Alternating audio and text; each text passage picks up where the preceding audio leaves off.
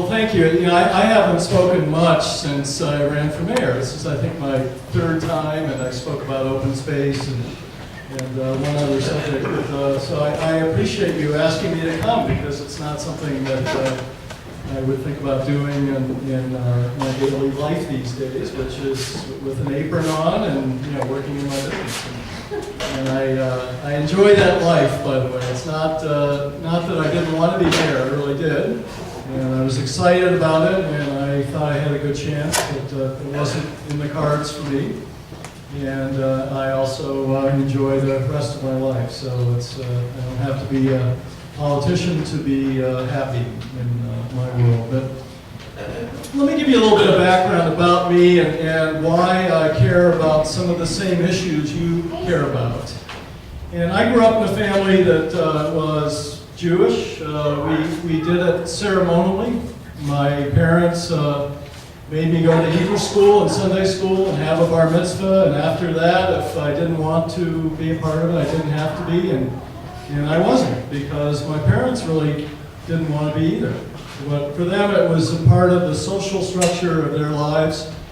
My grandparents all came from Russia. They came from pogroms, where basically they went through the White Russians and treated people like they were black in the South in the 40s and 50s. In fact, my grandmother talks about the door of her house was short, because the Cossacks couldn't get in there with their horses and swords.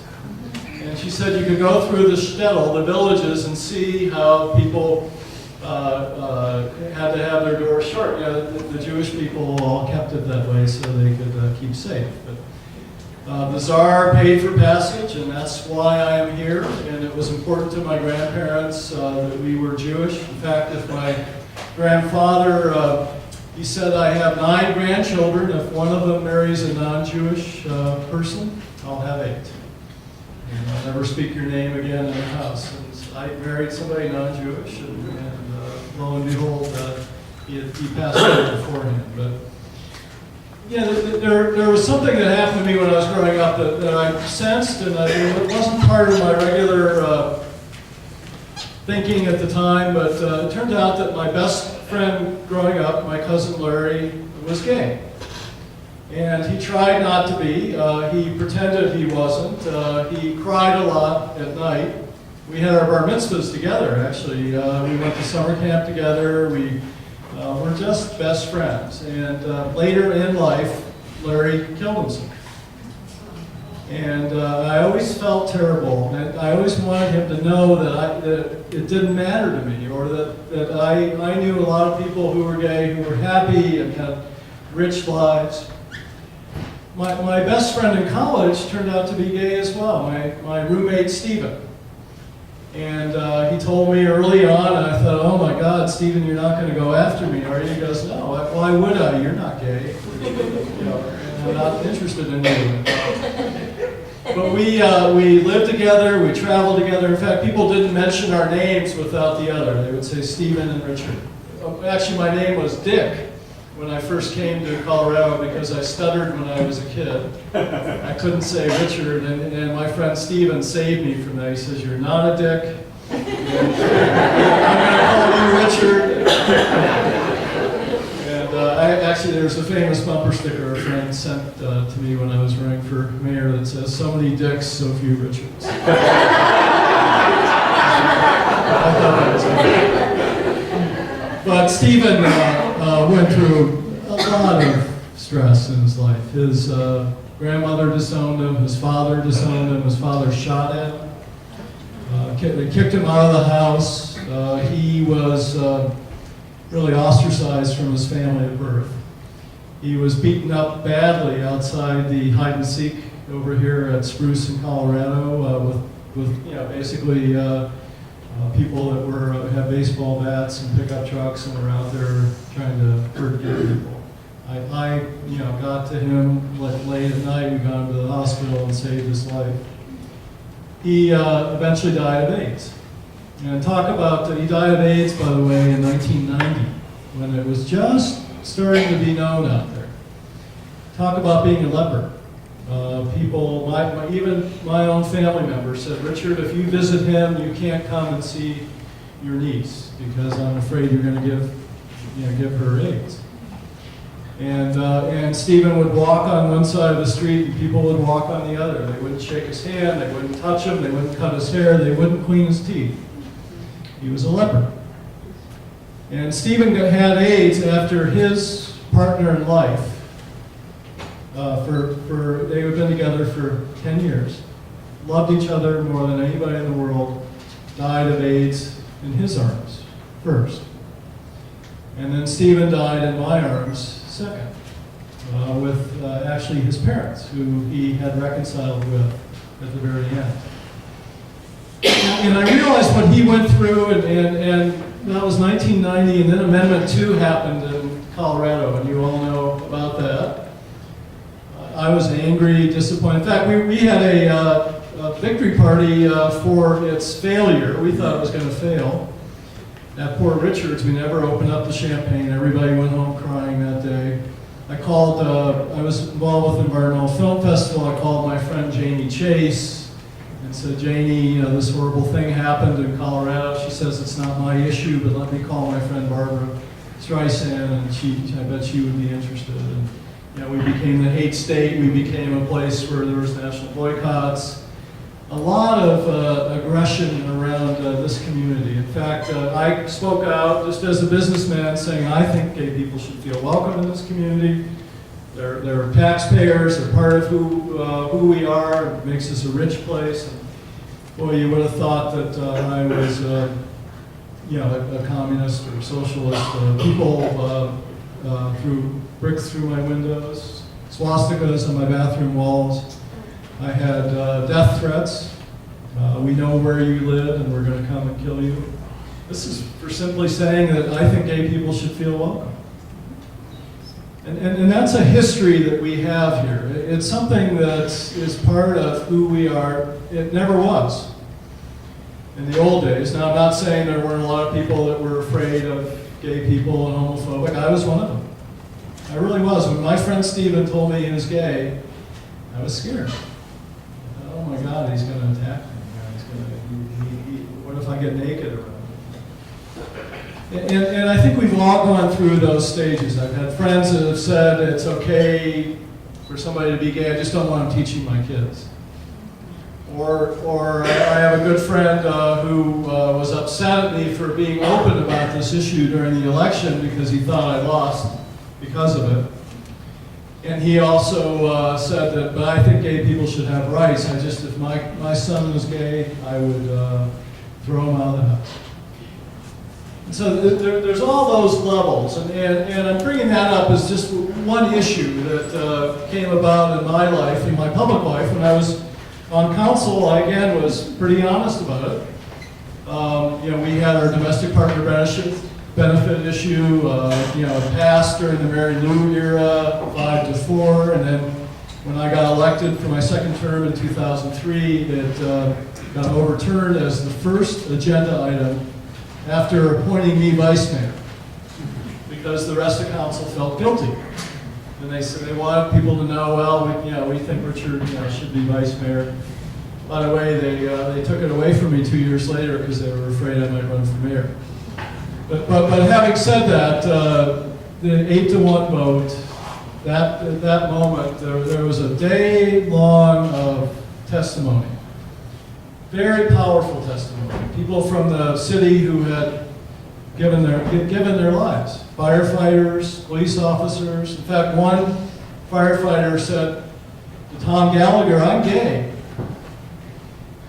And Tom, I saved your wife's life during a fire. And you're going to tell me that my loved one can't have access to health insurance? The person I love the most isn't an equal person to somebody else who's working for the city, who's married?" There was an African American police officer who turned to Lionel and said, "Lionel, this is the kind of thinking that would mean that I'd be cleaning houses and you'd be picking crops. if this kept forward in this country. And so you think about, you know, those decisions and what we did back then. And I got engaged in it, and I decided I was going to talk to everybody about this. And so I ended up in front of a church with a friend of mine who was a minister, evangelical minister. His name is Skorman, the Vineyard Church. He used to come down to Poor Richards because he wanted to hang out with the heathens like Jesus. And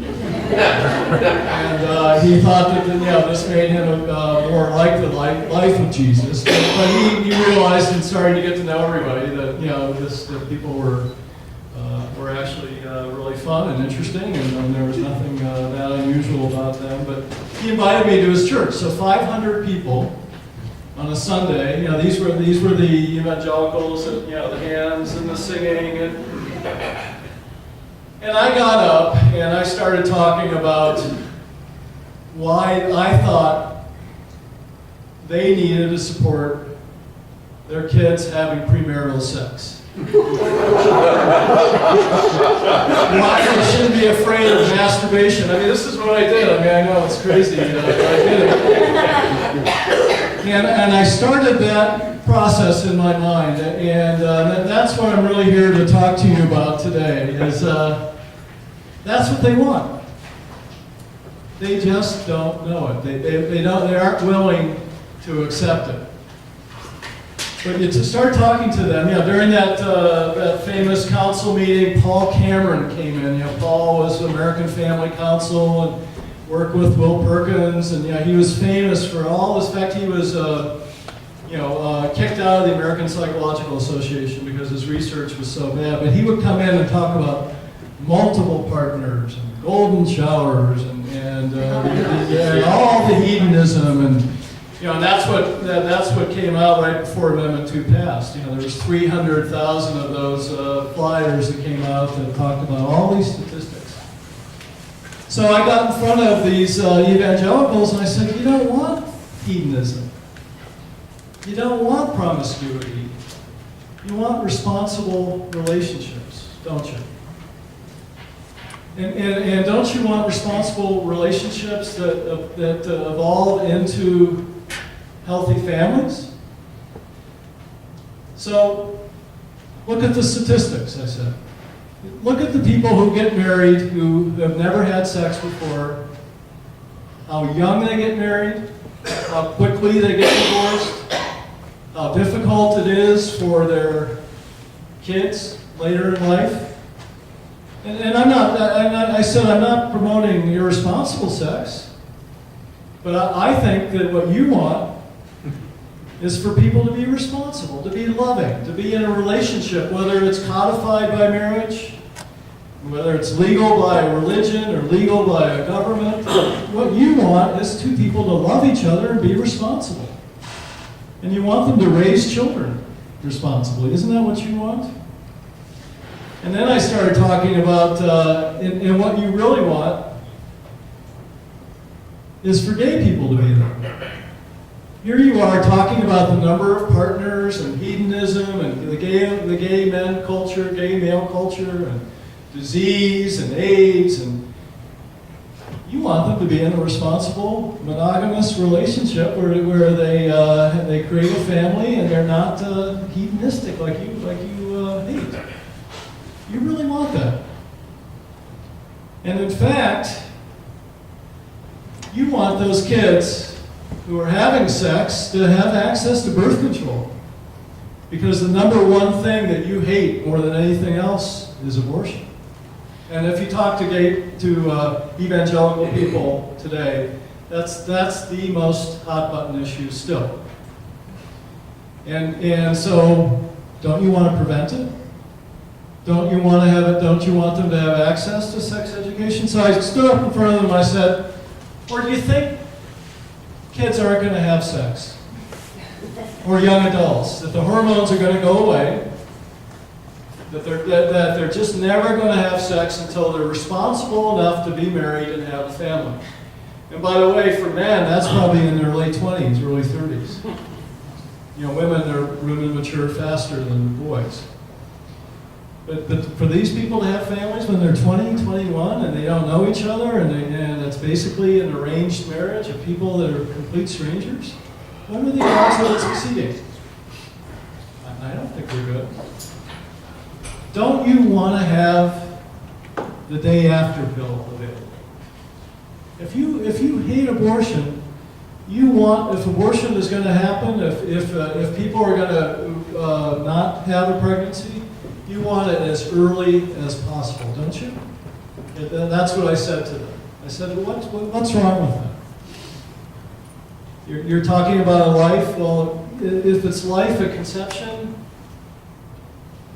how much of a life is it? Is it a life if you're the Pope when you have an ejaculation? Yeah, I mean, where do you go with that? I mean, how far down do you go with your drawing a line? And gay people, the reason that whole culture, the gay male culture, has been so hedonistic, so to speak, is because there's been no role models for them to have stable relationships, long-term marriage, families. None of that is part of our society. We don't have pictures of our spouse on our desk at work if you're gay. We don't hold hands. We don't kiss in public. We don't. There's a yuck factor. When I was on the board of the Gill Foundation for several years, and we used to study it, and it was more about men than it was women, by the way. If two women were together, well, we can accept it. That's because there's that heterosexual value system where maybe that's okay. Women can touch each other, but men, there's a yuck factor. So I went further with all this. I not only got up in front of that church and talked about it, but I had a 3-hour dinner with what Tricia and I did with Jim and Shirley Dobson. I said something negative in the press about Dobson, saying he didn't speak for our community, that there's many other voices. And he calls me a week later, I'd like to take you to dinner. And he calls himself Jim, it's not James, and we had a 3-hour discussion, and part of that discussion was me saying this: Jim, here's my wallet, I'll give you my checkbook, and you can have all the money that I have in the world. I'll bet you all the money I have in the world if this statement is wrong. Some people out there are going to be gay no matter what you do. They can go to church, they can go to psychiatrists, they can go to your reconstruction therapy, or you can do all kinds of things to them, and they will be gay their whole lives. They are born that way. And he said, I agree with you, Richard. I was really surprised. Yeah. And he said, but it's the people that are unsure that I care about. So it's the bisexuals that he cares about. He doesn't want them to go one way or the other because it wasn't God's plan and it doesn't fit with this literal interpretation of the Bible. But I said, Jim, what should they do if they're gay? Should they live a life of unhappiness? Should they never have a loved one, somebody that they want to share a life with? Should they not be able to share property and go through a lifetime where one of them may pass away and the other one would have the ability to have the property that they invested in and all the possessions? Shouldn't they be able to go to the hospital when their loved one is dying and be able to direct their care? And you can tell he struggled with it. I have a nephew who's gay, and we love him very much, and we don't mean him any unhappiness, but he shouldn't act out. It's a sin. They go back to that. When you have that sin word, it's hard to overcome it. My friend Carl, the evangelical minister, by the way, who's pretty liberal, who probably voted for Obama and hated the Iraq War. He had done a lot of good work in Iraq and in the Middle East for decades. In fact, he when there was the embargoes around Iraq before the war, he was bringing in out-of-date U.S. prescription drugs and saving people's lives. Yeah, good man. Being a homosexual, it's a sin, Richard. It's still a sin, but it's not that bad. It's as bad as gossip. That's what it's like. So somehow he wanted me to feel good. And over the years, there was a lot of people that came to me. I don't know why exactly. I think they were afraid of actually reaching out to the gay community. And so I was a safe person because I was straight, and yet I could, they could come to me. And they felt guilty. We want them to know we really love them. That they're people that we don't wish them any harm. And okay, so you want them just to be unhappy their whole lives. I guess that's okay. But what they really want is gay marriage. And that's what they really want, because if those people aren't going to change, we want them to be in a responsible relationship, if that's their choice. It doesn't have to be everybody's choice. But if there was a societal acceptance of it, you'd see it being a choice a lot more. And you want them, by God, to adopt kids. There's 10 kids to adopt out there in the world for everyone that is. And talk about good homes. I've seen, I've been around it now for a lot of my adult life, where I've seen gay couples raise kids. Boy, those kids get love from all their friends. They're raised by lesbians. They have 4 or 5 or 6 mothers. They grow up, sometimes heterosexual, sometimes not, but with a healthy view of the world. And they accept people. I would venture to say, if you did surveys of kids raised from gay parents, they would be low on the scale of people that are prejudiced, that are racist, that have societal problems. There's a social intelligence that they have, and I can show you example after example, people that have worked in my business and been friends. These kids have grown up and they're healthy, really healthy. And I'm not saying that every gay parent's perfect. But talk about somebody who's really going to try, because society is after them. And they go to school and they have teacher-parent conferences, and those teachers are going to be hovering over them and watching their every move. And people wonder why the gay population, has a higher education level and a higher income level. Well, it's probably some of the same reasons that Jewish people do too. And if you think about it, it's because you have to overachieve so people don't hate you in the world. And I go down the list of everything. I mean, I talked to Carl, I talked to Jim Dobson, and I said, Jim, what if Shirley was dying of Lou Gehrig's disease? And you could save her life by what happened with stem cell research. I said, you're talking about tissue. It's not a developed baby. This is tissue. This is like a sperm bank. You don't have the ability to call it creation. I think at that stage. And what if she was dying? What if she was dying, and this was all that would save her life? And the reason I say that is that my mother-in-law just died of Lou Gehrig's disease a year and a half ago, and that was one of the things that she thought could have saved her life. And you think about that, you start to go through the whole list. It's not just stem cell research, but it's that sex education. It's condoms, it's birth control, it's the ability to make people happy. You start thinking about all those values that they carry in religion. And I think it's disingenuous, I really do. I'm not saying that, I don't respect people's beliefs, and I absolutely do, and I'm not here to question it. But when you get that rigid, that you create what you're trying to not create.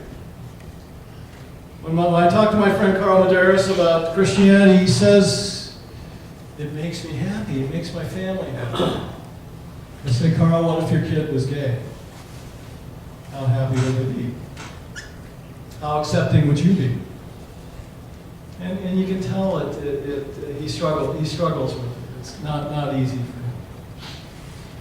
And then you get to that broader view, and or bring it down to Colorado Springs, and you think about who we are as a community. 37% of us belong to a congregation or regularly attend church. The national average is 50%. We have this libertarian philosophy here of live and let live, and probably the gun off my dead fingers, and you treat people as people no matter who they are. And the Army did that. By the way, after World War II, it was the first institution in this country to integrate. And interracial couples came to Colorado Springs and they felt welcome here. They actually felt safe here. And they went to other bases in Texas and Alabama, and they felt like, boy, they were taking their lives in their hands. They came to Colorado Springs to feel safe. And then look at it today with don't ask, don't tell. It's the military that's beginning this as an institution that's finally going to change how we think in this culture, and young people. By the way, I go into groups of young evangelicals, and they don't care about the gay issue. They don't have those same prejudices as us middle-aged white guys, who I wouldn't trust running the world. I think women should run the world.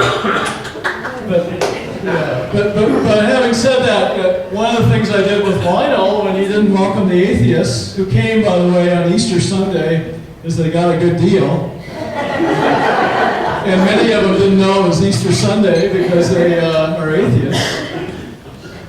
I got an email from Rocky Scott from the Economic Development Corporation, and he said, Richard, there's 76 national and international news stories about Lionel not welcoming the atheists.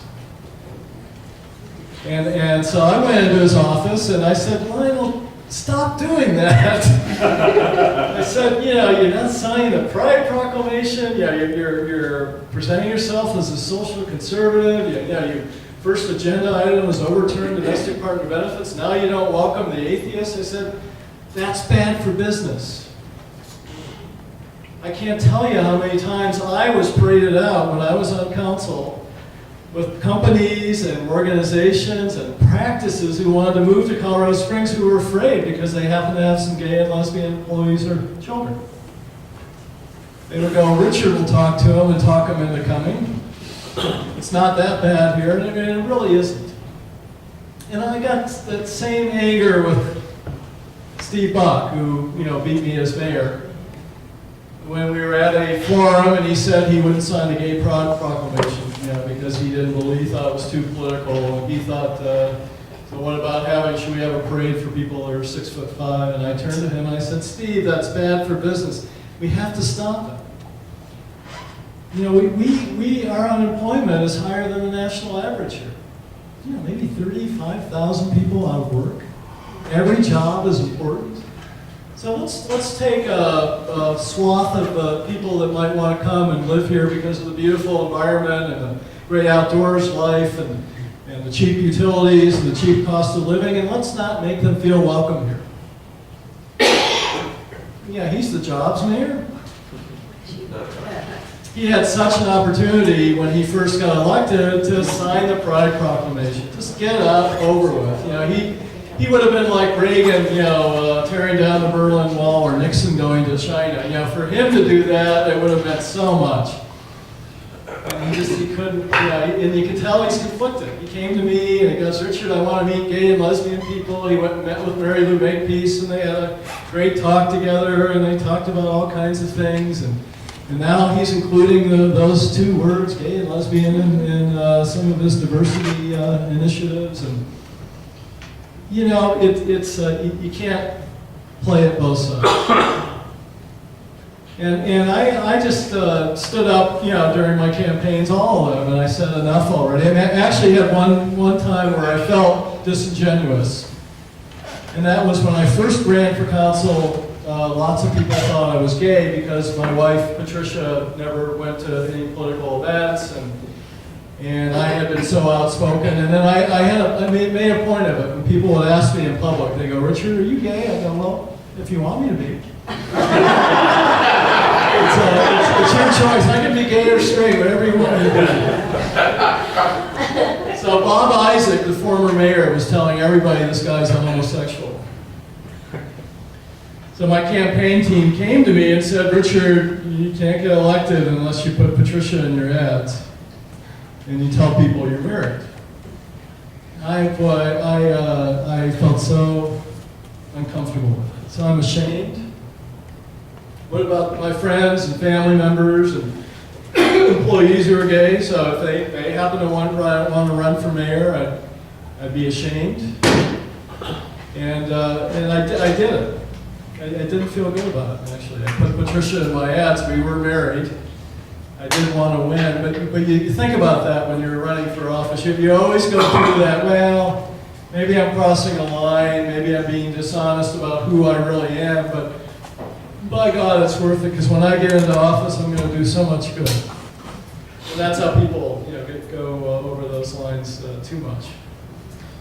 But I got involved in it, and statistically, Colorado Springs has gotten much better. In fact, well over 50% of the people in El Paso County believe in domestic partner benefits and civil unions. Not gay marriage yet. Gay marriage is in the 40s, but that's a lot better than it used to be.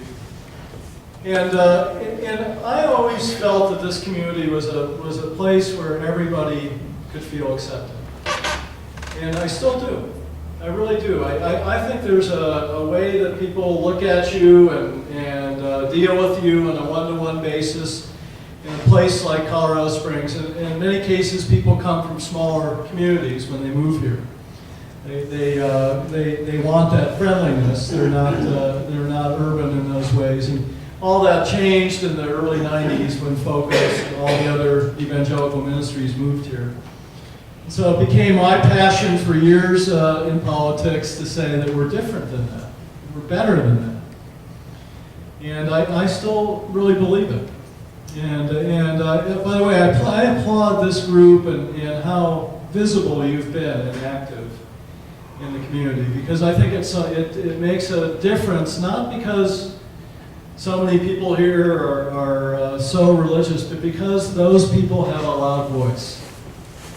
I applaud Citizens Project. I actually just spent the weekend with Amy Devine, who she and her husband Doug were the ones to cook that up, and I helped them back then. And I think they've done a great service to the community just by existing, by being out there, by having their Freedom Watch, by being out there in the public, and when there's a school board meeting and this issue comes up, they go through their phone tree and they have 50, 75 people there. By the way, there's no other community in the country that has a group that big. They have about between 1,500 and 2,000 people that contribute to them that has that mission. It's here in Colorado Springs. And so I think sometimes we censor ourselves here more than we need to. And I've challenged people all the way down the line. I've challenged Sean Page to write against sodomy laws. I've challenged Wayne Lagerson of the Gazette to support gay marriage. I've said, if you're a true libertarian, government shouldn't be in the way of that. Should stay out of all those decisions. It's not their business. And to their credit, they have done the right things. In other ways, I think they haven't, but when it comes to those issues, they have. And then I think the efforts that we make here make a bigger difference because of our national reputation, because of those 76 national news stories. That was just one of many, many over the years, but because of who we are. And I know that when I was running for office, I talked about it, and my opponent said, "You're wrong, Richard. I don't ever hear anything negative about Colorado Springs." How many of you have traveled and mentioned you're from Colorado Springs and then had to kind of explain it? Yeah. And so I think our mission here is an important one. I still, want to stay involved. I may not run for office again. I might. I'll see if the opportunity arises. I don't like partisan politics, especially. I don't want to live in Denver. It's a terrible lifestyle. You see those people and they're overweight because they're eating out of vending machines, and their marriages don't last. It's a tough life, it really is. And so local politics is where I want to be, and I don't see too many opportunities, but I may get involved again. But even if I don't, I just think that we all need to speak out whenever we can. I spoke out against Fred Phelps, Westboro Baptist Church. My two managers of the restaurant, Pam and Jeannie, died the day before in a car accident. They were they were long-term partners. Their son Eli worked for me. Their son Mike worked for me. Those are two examples. By the way, Mike is now a city councilman in Manitou Springs. Well-adjusted, great kids. They died in a car crash as they were driving to her brother's funeral in Wisconsin because they couldn't get a bereavement fare for Jeannie. They were long-term partners. They shared everything. Same bank account. They were co-managers of my business, and so they were in a terrible car accident in Nebraska. A big windstorm, a feedlot with lots of dust. The visibility was next to nothing, and a Federal Express truck crashed into them. They died instantly. And then there was Fred Phelps the next day out there in front of Palmer High School with the guy from the Right to Life guy, Carmody, with his picture of an aborted fetus there too. Out there with kids, they had most of the kids there demonstrating with these signs, God hates fags, you'll go to hell forever, blah, blah, blah, blah, blah. And I got on the microphone and I said, you are not welcome here. And you should leave this town and never come back because you are not speaking for anybody here. I was furious. I usually didn't lose my temper in public, but I was in shell shock because of Pam and Jeannie. And so the next week he comes to Poor Richards. God hates fags out in front of Poor Richards. So the funny part of it was there was my colleagues on council, Lionel, Darrell Glenn, social conservatives, very strong on those issues. They were out there with me, with all the gay and lesbian people and all the people from Poor Richards and the piercings and the earrings, telling Fred Phelps to go away. It's like that's where they drew the line. In fact, that day was one of the best days I ever had in my business because all these people from Focus on the Family came and had lunch. They were willing to show them that they were behind me. And Lionel said I'd never been at a demonstration before, but that was a great experience for him. But the city has been, I think, wrongly labeled in many ways. I think we have created these problems ourselves. We have the ability to just let it go. Well, you think about all the things that we need to worry about in life, and that's small. What people do in their private time, who they are, where they worship, or if they don't worship, if they have a belief or not. You think about the problems that we have as a county and as a state and as a country. It's small. We've got these kids coming back from these terrible wars, horrible, horrible scars, mental and physical. We have a lot of people in this area. El Paso County has the highest domestic violence rate. We have the 11th highest sexual assault rate in the country. We are under paid for similar jobs around the country. 125,000 people don't have health insurance. Come on. As my Jewish grandmother used to say, enough already. We have more important things to talk about. So thank you for coming. I'm happy to open it up to questions or your comments or thoughts. I didn't come with a 2-hour speech. Dick Lamb told me one time, if you can't say what you're going to say in 10 minutes, you shouldn't be saying it. And I've already spoken, I think, about 25 or 30. But yeah, Gary. I'd like to ask a question. At the beginning of this meeting, we heard that the Gill Foundation was closing down this facility and shutting down their operations in Colorado Springs. And I understand part of the reason they said they were going to do that was because they felt their mission here was completed. I don't know how accurate that story was. That was just something I heard. My question to you is the Gill Foundation's mission here completed? And do you support their desire to close down this facility? And do you think that the community's finished with this Gill Foundation activity?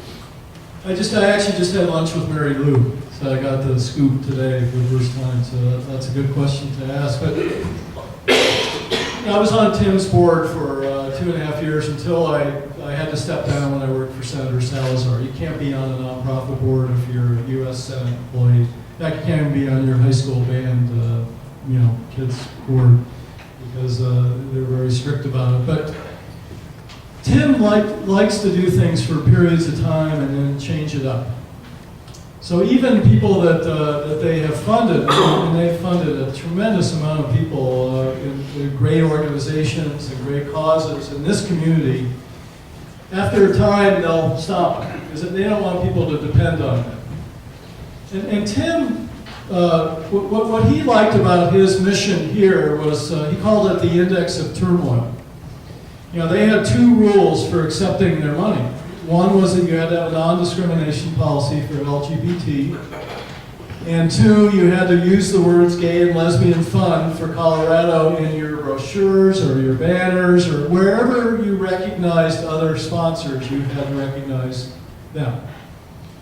And the reason he called it the index of turmoil is that board after board after board had meetings that went on for hours arguing about this. Board members quitting, threatening.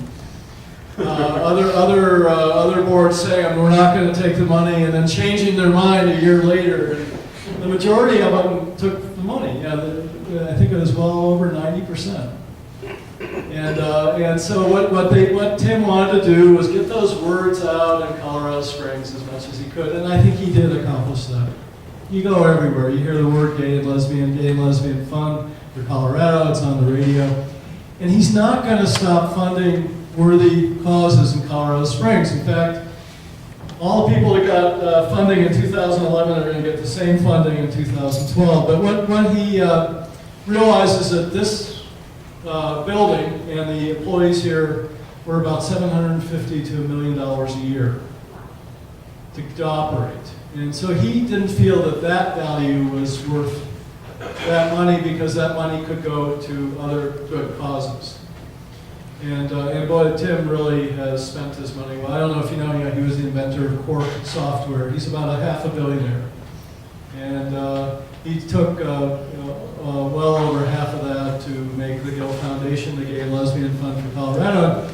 The reason we have a state law now that protects people based on sexual orientation, it's because Tim got very active in local politics and went after, in pretty aggressive ways, vulnerable state legislatures. And there was a time recently, not today, but not very recent past, where there was a Democrat governor and both 2 Democrat legislatures.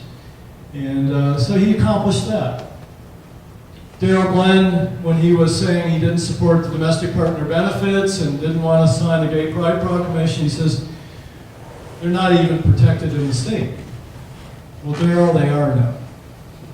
And that's a change that you can really thank Tim for. And I think, things do change. They've been here 15 years. It's sad. Mary Lou today was saying, what am I going to do? She's probably in her early 70s now. It's not easy to go out there and find a job. I told her she could wash dishes, but she didn't want to. And there's 8 other people here who lost their jobs, and so that's a tough thing. And then this building has been so valuable, for you and so many other organizations. They had 17,000 people use it last year. That's a lot of people to think about. Now there's hope for this building.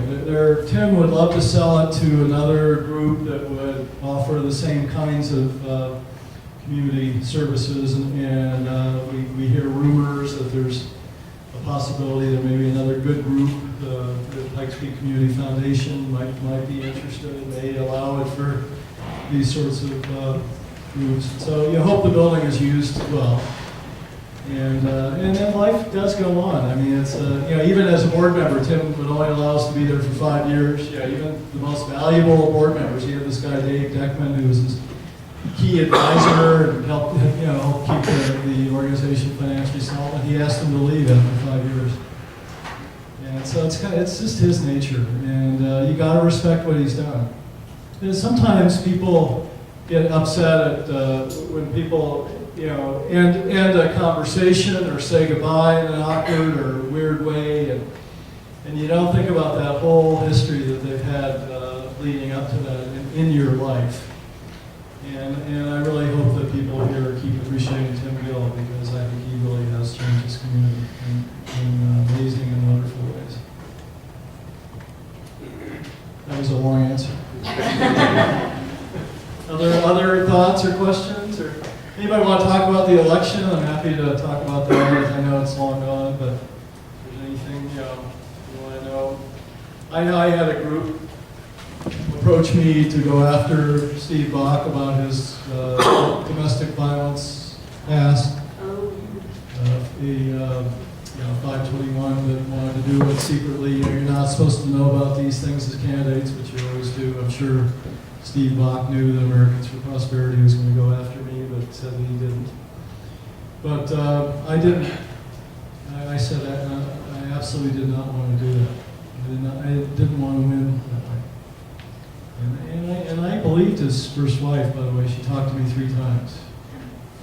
But I just, you have to draw a line somewhere. And he's married now. He's got kids. Did I want to be a part of some domestic violence group saying that this guy is a wife abuser and you want him as your mayor? I didn't want to be a part of it. I didn't know 100% if it was true. But yeah, you make those decisions in politics. If maybe if I had said go ahead and do it, I'd be your mayor. Yeah. I worry about Memorial Hospital because, of course, if the Catholics get a hold of that, then we don't have any full-service hospital in Colorado Springs. Yeah. What do you think the chances are of it? I mean, they're all talking about, they've already put out feelers for the American Catholic. Then they've already put out feelers for people. Yeah, and the initiative that's on the ballot right now is just to basically say that the citizens aren't responsible if the hospital goes into the red financially, which I'm not going to vote for.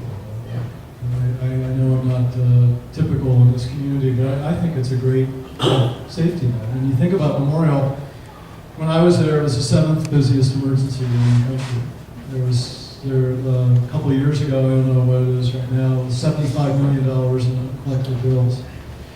We directed Memorial Hospital as council to treat anybody whether they had the ability to pay or not. So that's why the emergency room was so busy, and that's why they had such high uncollected bills. But it's an excellent facility. And so what I learned on the campaign trail is that it has a lot of assets in place. The neonatal unit, the cancer center, the children's hospital, they have a great heart program, although all that's getting chipped away because of this uncertainty.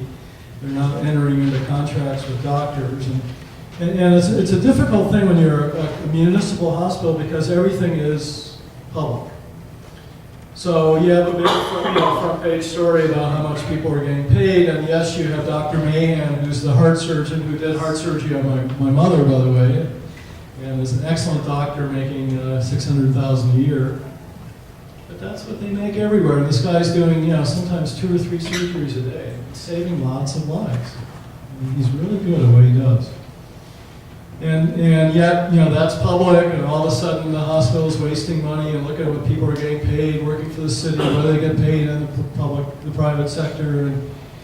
And then you think about the ability Memorial would have if it wasn't a city enterprise to be able to connect with other institutions, like the Mayo Clinic, or other cancer centers around the country. There's teaching hospitals, and right now it has a difficult time with that because there's part of the charter is that you really have to benefit the citizens of Colorado Springs with the hospital, and so it's hard to make that partnership because they're entering into that. That's why this nonprofit model I thought was a good one, or some other model where it could separate itself as not a municipal entity, but be its own entity. And then the other part to that other hospitals have done well with Memorial hasn't, is that they become the hospital for primary care providers all around the region.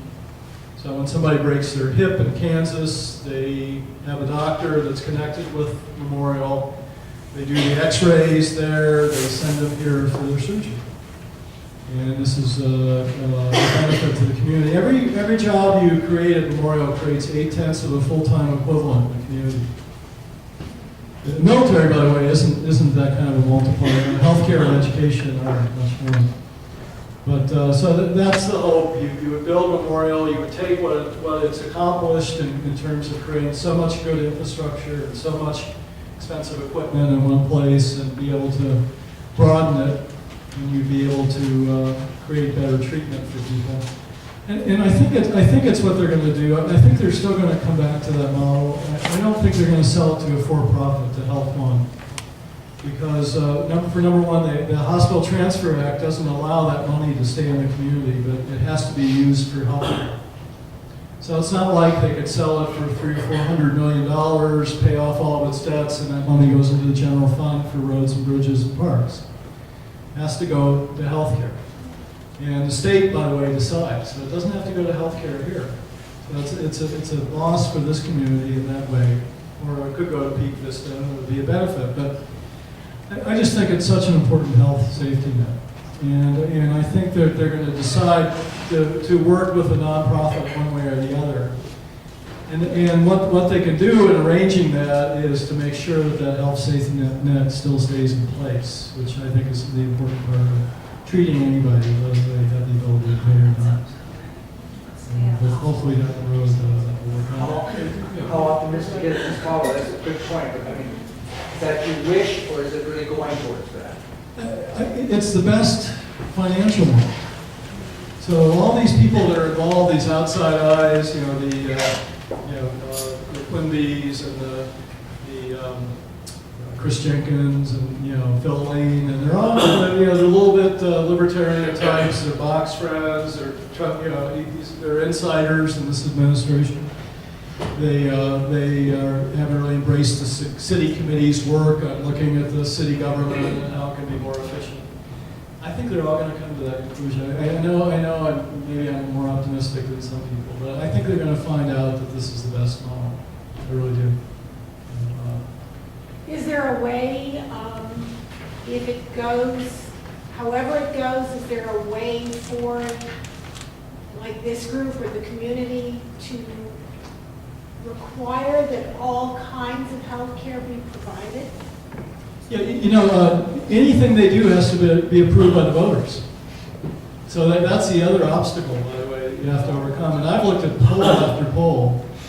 Before I ran for mayor, John Weiss was doing all these polls trying to get me to run, but he's also asking questions about Memorial Hospital at the time, and people don't want to sell it to a for-profit. They don't want it to go away. They really, it's a funny thing about this libertarian, very conservative community. We love our government here. If we sold Memorial Hospital, people would fall on their swords over that. If we sold the golf courses, they'd fall on their swords. And you start thinking about the ways that people here are dependent on government, even though they hate government. Boy, if you close down the PXs, you'd have a riot. And so I just think that the voters will have that opportunity, and I think there's a great case to be made that people here don't want to not have that mission anymore. But if it goes nonprofit, that doesn't prevent it from falling into the hands of the Catholic hospital system.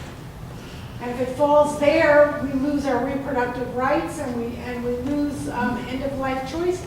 Yeah, you don't have the reproductive rights there anyhow, and you don't. That was counsel, by the way. I was one of the votes on the other side, but you can't have abortions at Memorial Hospital. They don't allow it. They do have hospice and palliative care at Penrose. So the end-of-life choices are there at Penrose. Yeah.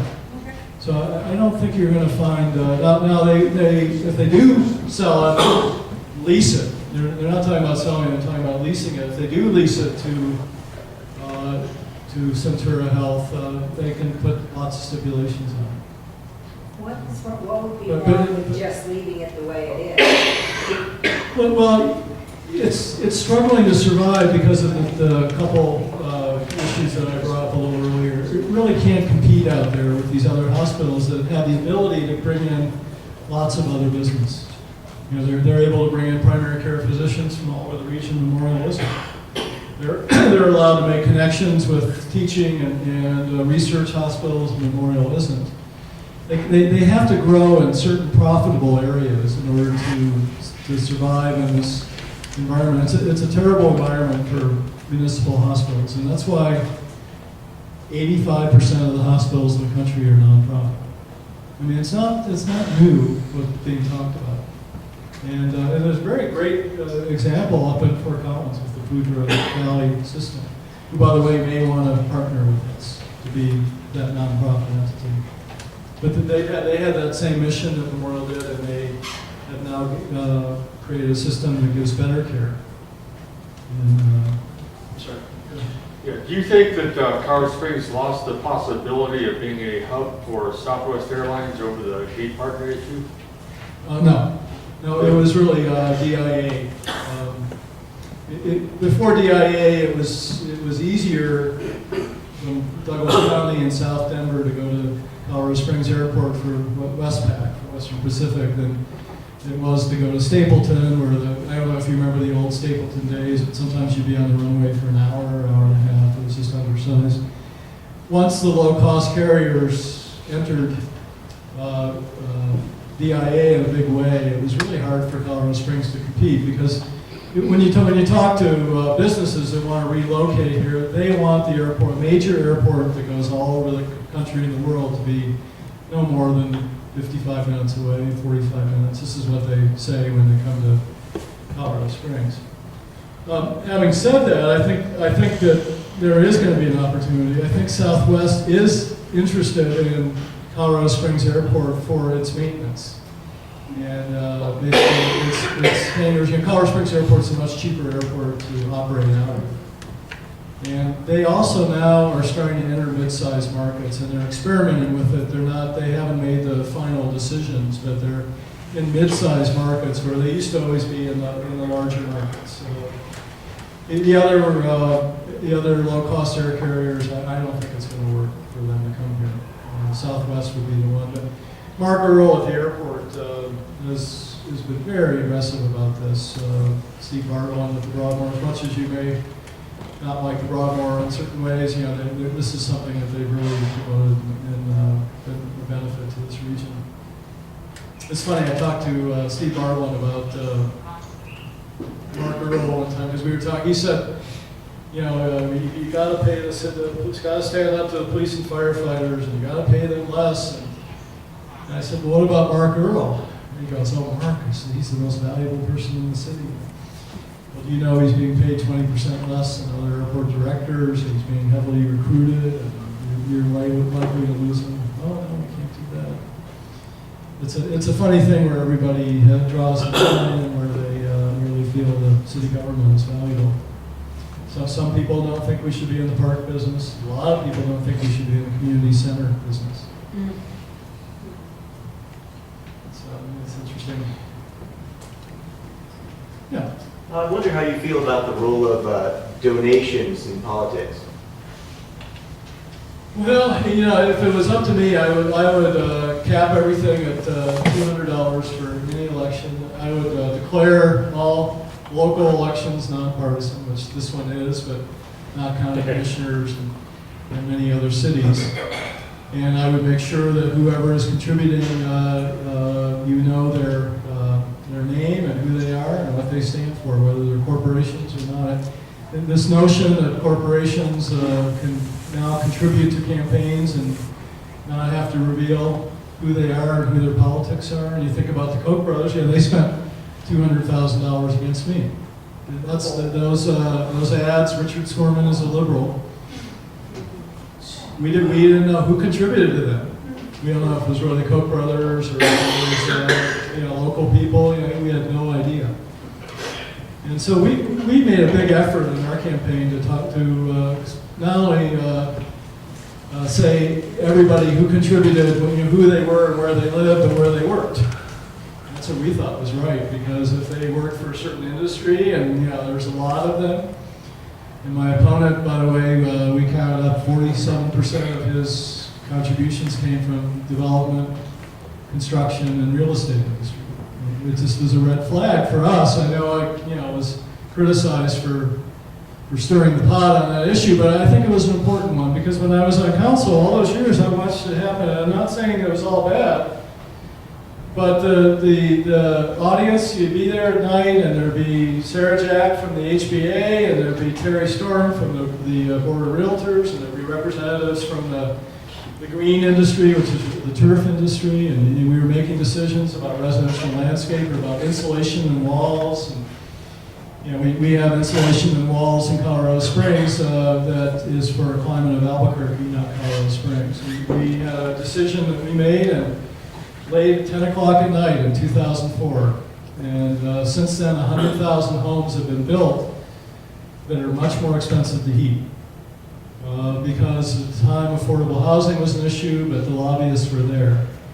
And I just think it needs to be, balanced in that world. I'm not sure in every world, they have that much power, but in this world they do. And I wanted to put, I had a thought that I would lose this election. I wasn't sure, but I wanted to at least make sure that Mayor Bach was on notice, that people were concerned about that. And to his credit, I think he so far hasn't overturned good laws about land use, things that we put in place that the development industry may not like. And they're hurting. The development industry is really hurting these days. It's not, they don't have a lot of power. But boy, in the 90s, when we built 100,000 new homes, residential homes, they were powerful. Yeah, other thoughts? I just recently found out about an amendment movement that would declare corporations as not being people, limit contributions from people and entities to about $100, and make elections publicly funded rather than what the current system is. Do you support anything like that? Yeah, I think those things are reasonable. It really does level the playing field. And I raised a lot of money. I raised $525,000. So I raised some big checks. I had some, $10,000, $13,000, contributions. I had 2,000 contributors. I raised a lot of small checks too. But I took advantage of it the same way. But I think if I hadn't, I wouldn't have gotten as far as I went. And I think that in order to level the playing field, you got to get the big businesses out of elections. I just think it's a slippery slope that's going to get worse and worse. And when I was working for Senator Salazar, there was 25,000 congressional aides on the Hill and 60,000 lobbyists. And they were all talking to each other right away. And the congressional aides became lobbyists. The aides didn't make much money, and they were, starving kids. And then and when they got to be 30-somethings, they all of a sudden became lobbyists. Yeah. I have a couple of things. So I'll ask a question, and then before you answer it, I'll make a comment so that my comment doesn't get lost.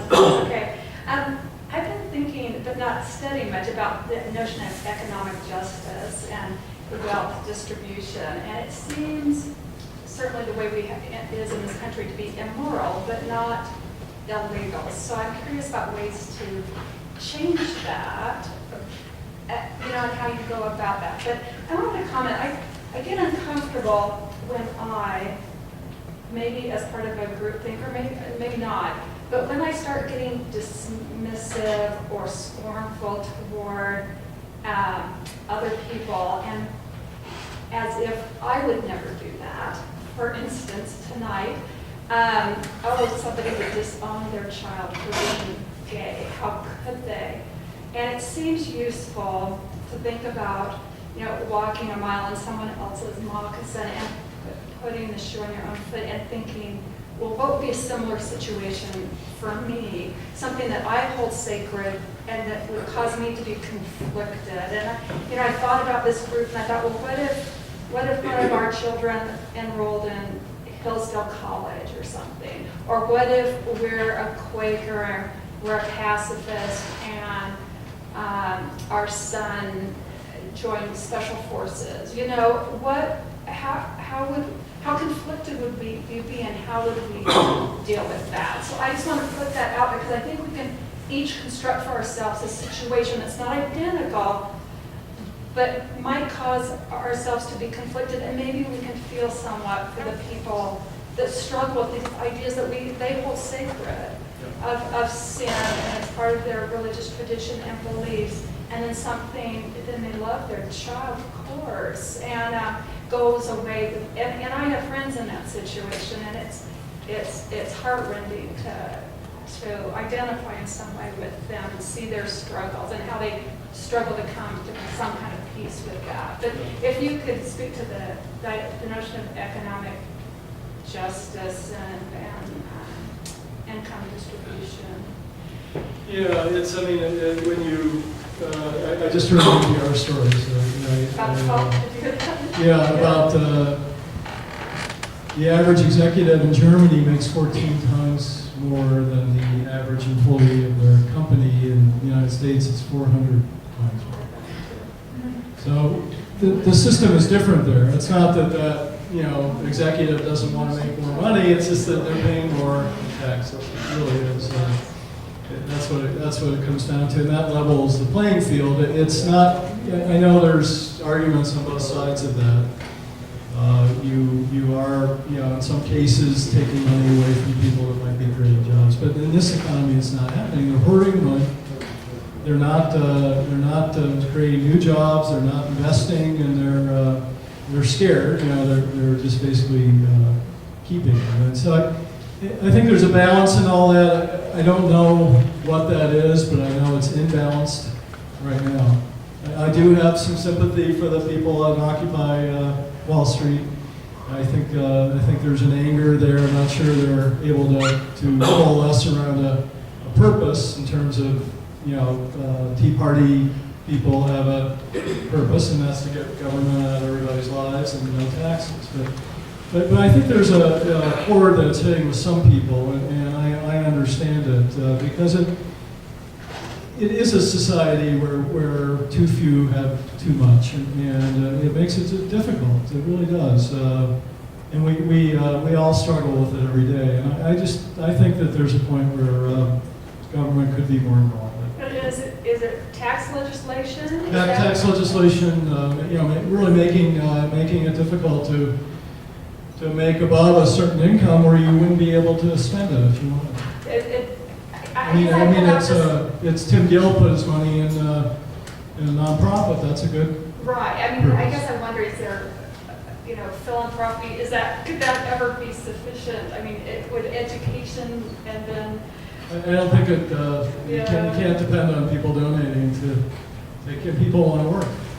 And there's other ways that people talk about leveling the playing field in terms of, China artificially lowers its currency to be able to sell more goods. There's a lot of ways that people talk about it. And I don't know enough about it. I'm really more involved in local government. I also have always been a big advocate of small business and individuals. I think that they should be given some of the same advantages as big businesses. So I talked about that on the campaign trail. Yeah. As a small business owner, That's it. as a small business owner, I assume you have some idea how taxes work. And are not all of your expenses tax deductible? Are all my expenses tax deductible? Well, yeah, it depends on what they are, though. If I buy equipment, it's not. It takes 5 years to depreciate. But still, it is eventually. Eventually, yeah. And because you're in a certain tax rate, you can invest money for a reason. If you had those benefits that these big businesses have, then you would not have an incentive to invest in employees and equipment Right. or property expansion, whatever it happens to be. Yeah. That is the problem. When the big companies don't pay any taxes at all, they have no incentive to invest. Yeah. That is the problem. And no one is saying that in the media. Yeah. No, Why aren't the small business people coming out and saying that? right. And actually, Obama's jobs bill had some good benefits for small businesses that I was going to take advantage of. This depreciation, not being able to depreciate in 1 year makes a big difference. Oh, yeah. And the ability for every new veteran or new person you hire to get a tax credit, to be able to keep more of that 7.6% that you pay for Social Security and Medicare, to have my employees be able to keep more, have me keep more, meant that I probably would have expanded my business. We talked about pizza delivery, actually. We had a whole game plan. But I don't think the Republicans are going to allow that. Yeah. We're newcomers in Colorado Springs, so my question derives from that a lot. The other way that income is more equally distributed historically in the U.S. has been through unions and better wages for employees. And the union movement has diminished in terms of the number of laborers that are covered. What are those circumstances in Colorado Springs? Well, Colorado Springs is not a heavy labor town. It's one of the lower per capita places in the country. It's always been a right-to-work state. There's been a philosophy here that unions are evil. In fact, my opponent used it against me in my campaign. And if I got too close to you, I was going to unionize you. Be careful. I was going to steal your money. Be careful. And but I think there's a good purpose. I think there's another side to it too, and I've seen that as well, where sometimes unions become too powerful and they end up pricing themselves out of the market and people lose jobs. But I agree with you, especially when it comes to coal miners and farm workers and the domestics. I think there's been a lot of great advances where people can make a living wage and feed their families. Same thing with people that are immigrants, illegal immigrants or not. There's a lot of people in this country that are working hard, that are helping all of us, that are doing some of the hard labor that we don't want to do. And I'm not sure we want to gather them all up and take them back down to Mexico. I think our economy would collapse. We wouldn't have what we need super much. But yeah, it's not a great city for that. Colorado Springs is really one of the most conservative cities in the country. El Paso County is. When you say that, though, 103,000 people voted for Obama. There's more health food stores and acupuncturists and co-ops and community gardens here than many other places. We're the first city now to have a solar garden. There's a lot of things that we do that are innovative here. A lot of good people, but it's not the predominant political philosophy is, I think, Sarasota, Florida, would be more conservative.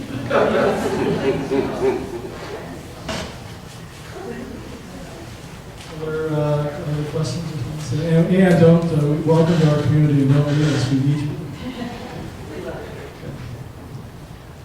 Richard? Yeah. What do you think about the southern delivery system, the pipeline from Pueblo? You were on the commission, and that was a Yes, I was. In fact, I worked on that in lots of ways behind the scenes. So you can blame me if you don't like it. It's going to cost close to $10 billion. Well, no, it's $1.5 billion is what it is. But that promise. What's that? But that promise. Yeah, no, I know, and that's a lot of money. And here's the situation about that. I wish it was easy. It's going to be about a 5 or 10 minute explanation here, but But the reality of it is there's no other city in the country that has access to that kind of primary source water. There's no big projects out there in the whole country like the 78 million new gallons of water that we can bring to Colorado Springs from the Southern Delivery System. And we tried in many other ways. We tried Homestake 2 and Elephant Rock. If you drive up by Buena Vista, you'll say don't dam on the Arkansas. But this was the least impactful way for the environment. We didn't have to create a new reservoir. We didn't have to hurt natural ecosystems. And do we need it today? No. We don't. And should we wait 10 years? Absolutely. I think we could wait even longer if we conserved more. But the reality of it is unless we have a recession, we're going to grow and we're going to need that water. And it's a privilege, it's not a right. That primary source water, it's high mountain water, high mountain reservoirs. We bring 200 miles away, but we should have never built a city here because we can only supply about 20% of our needs with the Pikes Peak watershed. And when you think about the Southern Delivery System, you have to think about birth rate over death rate. Because unless we have a recession here and there's no jobs, we're going to grow no matter what. And if you look at every year, you can see it. I use the year 2005 because those are the statistics I remember. 8,500 births, 2,300 deaths, and a mass in-migration of 1,000 people. 1,000 more people stayed here than left. And that's always going to be the case because our two biggest industries are military and tourism, specializing in bringing people here, showing the place off. In the military, they have more kids per capita. So you can put a growth boundary around the city and say no more water taps, but then the growth is just going to happen in the county, which is what's happening now. You have all these unincorporated areas of the county with urban level development that they can't support. They don't have the fire, the roads, the police, cities covering them. But we don't need it today, and that's the problem. And we could conserve our way maybe 10, 15 years down the road, but then to have that water is going to be something that I think is an incredible quality of life here. By the time the Arkansas River gets to the Gulf of Mexico, it goes through 180 water treatment systems. We're the first ones to drink it. Ice cold water on the tap. You get a Brita or a carbon filter out the chlorine.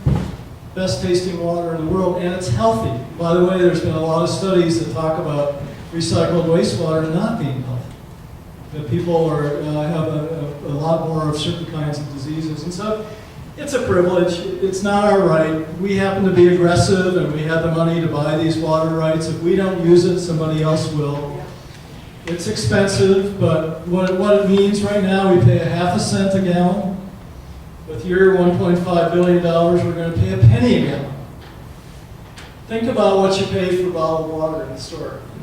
Because that's the 10, 15 years from now, our kids and grandkids are going to, 20, 25 years from now, that's what they're going to be drinking. Because that's what you drink all over the country. Whenever I go and travel, I go in the motel, I unwrap a pack, the plastic glass, I turn on the tap, I take a sip, and I go, where's my bottled water? And unfortunately, because of what we've done with Fountain Creek, my first week on council was traipsing through people's basements on the west side and Cheyenne Canyon that had sewage actually through their whole houses, gushing out of their toilets, 15 feet high. Because we had 8 inches of rain in 48 hours. The water table was high. People had water washing into their basements from their backyards. They could put it back out in the backyard, it would just get washed right in again. And so everybody who lived at the end of the line had everybody else's sewage. Lives were ruined. So what we did, and it was partly my urging, I remember being on the phone with Phil Tellison my first week on council yelling at him in the middle of the night, we can't let this happen anymore. Look at the sewage everywhere. We put it into Fountain Creek. 190 million gallons of raw sewage in Fountain Creek. 2 months later, I was traipsing around fields in La Junta and Rocky Ford and all over that lower Arkansas Valley, southwest corridor, Pueblo. Sewage everywhere, toilet paper everywhere, lives are ruined. This is where we get our Colorado-grown food. And they didn't cause the problem. We built all these impervious surfaces. If you think about Fountain Creek, it goes from 13,000 feet to 4,000 feet. It's marine shale soil, it's highly erodible, it's full of selenium. Then, you couldn't have crafted it worse. We not only built impervious surfaces everywhere, we completely built the city for the car. Parking lots, everywhere, rooftops everywhere. So when it rains, the storm flow goes in quicker, but in the 70s, we had the bright idea, get it out of the streets. Let's build cement culverts. Let's get it down the Fountain Creek as quickly as possible. So when we had a rain event in September, it was 4 inches. I can show you pictures of farmers and ranchers all the way down who lost acres of their property, lost beautiful trees. You know, and so I feel responsibility for that. The reason we have SDS is because we imposed the storm drainage enterprise. I know that was controversial in this community. But we said that we were going to fix the problem. Pueblo has allowed us, through their 1041 process, to have this SDS process go through right now. They're not going to do it 5 or 10 years from now. Because Doug Bruce and his friends took away the storm drainage enterprise. And so we have it today or not. And it's just an opportunity. Yeah, we can drink recycled wastewater. We can. We could also have more efficient landscapes. There's lots of things we could do, but unfortunately, we didn't build the city well. What about getting rid of bluegrass? Yeah, no, that's what I had proposed when I was on council, and you would have thought, again, that I was a socialist.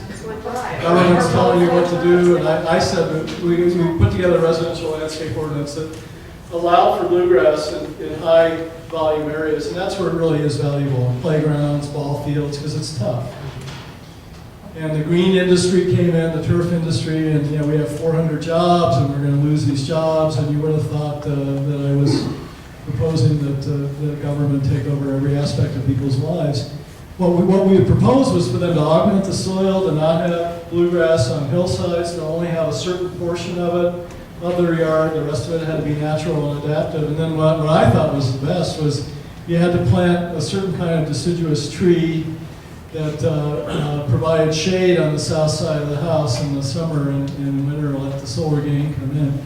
I even proposed, and again, they thought I was the thought police, that people have to build houses with big windows in the south side of the house. But, now you're going to tell us what color to paint our house. What percentage of the water goes on the lawns, do you know? It's about 50%. It's 125 million gallons a day. In the summer, it would go up to about 65 million. Now, some of that goes back into the aquifer, but and by the way, we can't keep our rainwater. There's people that own that. We have the first use, but not the second use of that water. You can't have rain barrels and can't use no, you rainwater. can now. You can have rain barrels now. For Statewide? Statewide? You can collect good. the rainwater That off changed. the roof. Oh, yes, you Oh, I can. didn't know that. Okay. Oh, yes, you can go to Home Depot and buy the pumps now. Oh, They have good. like a trash can with a pump in the bottom and you can water your lawn. Oh, I think good. the law just changed recently. Oh, good. I didn't know that. Good. That's great.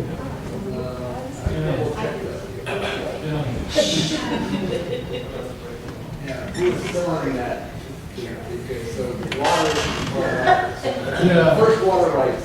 Well, I mean, and the worst sufferer of that of our water problem is the city parks. If you look at that park budget, it's $6 million a year. Half of that is water. When I was on council, it was $19 million. We had 60 employees, and they went down to 13. People wonder why the trash and bathrooms aren't open. It's the water. What is going to happen to the occupiers of station parks? I heard that in some parts of the country it's becoming a real problem. Yeah, they're camping, and there's some homeless people, and I don't know, I'm not sure. It's not legal to camp there. it is legal for them to be on the sidewalk. They're supposed to be sleeping in their cars and on the sidewalk. And there are those First Amendment freedoms that, you know, protected Reverend Phelps and God hates fags, and, you know, but it's, you don't know where to draw the line. It's always a tough one. I draw it all the time in my bookstore, by the way. We carry books with nudity and books about sex, but we don't carry pornography. We won't buy the anarchist cookbook because it talks about how to make Molotov cocktails.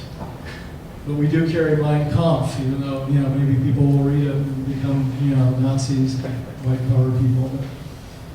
But yeah, everybody draws a line. And if I was mayor, I would accommodate them as much as I could and make sure that there was a dual use so that people could still use the park and enjoy it. And where they are, it's tough because they're right by Uncle Wilbur's fountain. And I can just imagine them there in the summer and the kids, and I just don't know how all that's going to mix.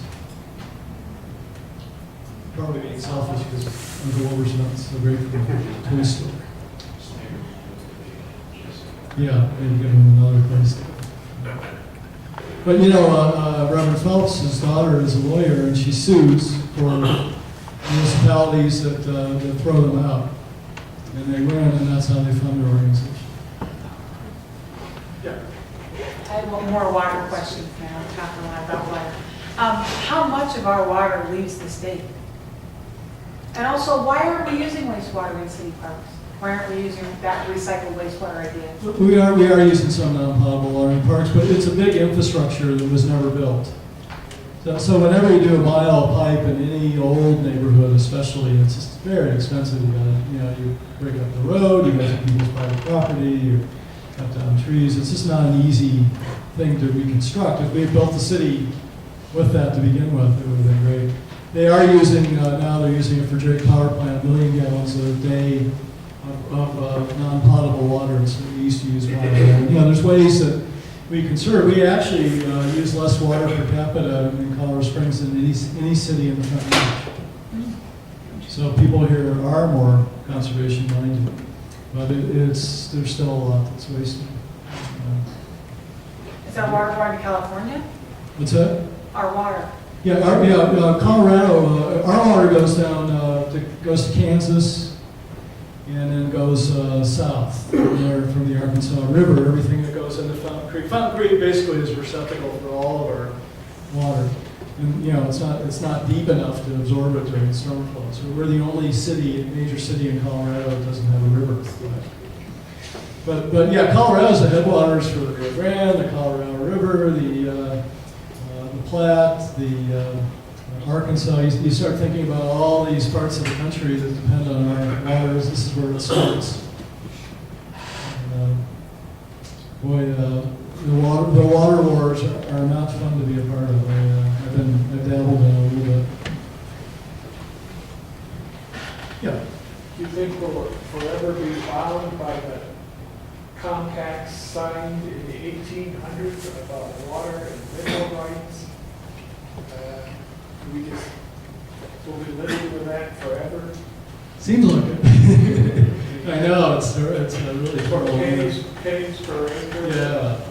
Look at the oil and gas drilling that's going to be happening in the eastern part of the county. Maybe good, I don't know, but I certainly don't trust it. I don't know enough about it. When people talk about the fracking for natural gas is a toxic soup of 300 chemicals they shoot very deep into the earth and extract the natural gas that way. It may be safe. I hear both sides, but If we get this water and we're not developing, there'll be people the frackers like to use a lot of water. Aurora is looking for water. If they make offers, stop the utilities. Well, we actually have, there's a couple things. We have signed an agreement with Pueblo County to not facilitate a basin transfer of any Arkansas River water. So we cannot sell to Aurora, even though we do some exchanging with it now, Twin Lakes. But the other thing is that the drillers have to be in the city, in the Colorado Springs Utilities service territory to have rights to that water. So right now they want to de-annex, so they don't have to comply with all the, annexation rules that were put in place in 1988. But if they do, they may not have the opportunity for water, and the county doesn't have it. The northern part of El Paso County is 48,000 acre feet short, which is a large amount. That's who we're probably going to sell to. And in the process, you would hope that they would help us deal with the storm drainage and the pollution problems along Fountain Creek. And we could be more partners. But when I think about the Colorado Springs, I don't separate Manitou or Monument or Black Forest. I think we're all one and the same here. And I think that's where we're going to sell our excess water until we have a population that uses it, and then we'll use it ourselves. So am I hearing, I shouldn't worry about the Van E. Lewis development and all the buying and all the fracking and the gas pouring, is that what I'm hearing? No, I'm worried about it, but I know enough to be dangerous about the issue. I don't know enough to know if they can do it safe. There are people from the Oil and Gas Commission in Denver came down and had a big meeting in Callahan and assured everybody it was absolutely safe. And there's a trade-off, but there's talk among the open space community, which I'm a part of, to buy an additional 3,000 acres of that Jimmy Camp Creek corridor, which is actually quite nice. It's got bluffs and pine trees, and it would be a beautiful kind of greenbelt trail corridor system to connect with Corral Bluffs, which is another very beautiful area out there. So down the road, when the population does increase in the eastern part, and it still is, that there would be a nice place for them to recreate there. And so we're talking about that, and there's some people in the group that say maybe it's better to have oil and gas drilling, and then they'll cap them and go away, and someday, that will be beautiful open space rather than having a sea of houses and rooftops that you can never change. And that's how I got involved in politics, by the way, was, protecting all the open space. Red Rock Canyon and Cheyenne Canyon, all those places were all slated, Stratton open space. They were all going to get developed, and luckily we saved them, and I think it's an important part of our quality of life here. But yeah, banning Lewis is a tough one, it really is. And Mr. Bach approached me at one point and said, I'm not sure I like oil and gas drilling. I'm not sure we should develop out there. Maybe we should do more infill development. And I think he cares about the same issues. I'm just not sure we all know what to do. We didn't sell Red Rock Canyon water. The city of Colorado Springs did. And that's why it's not developed. It's slated to be 2,700 homes and 400 room resort, golf courses. Yeah, I guess it's 20 till 9. I don't want to take too much time, everybody. Thank you.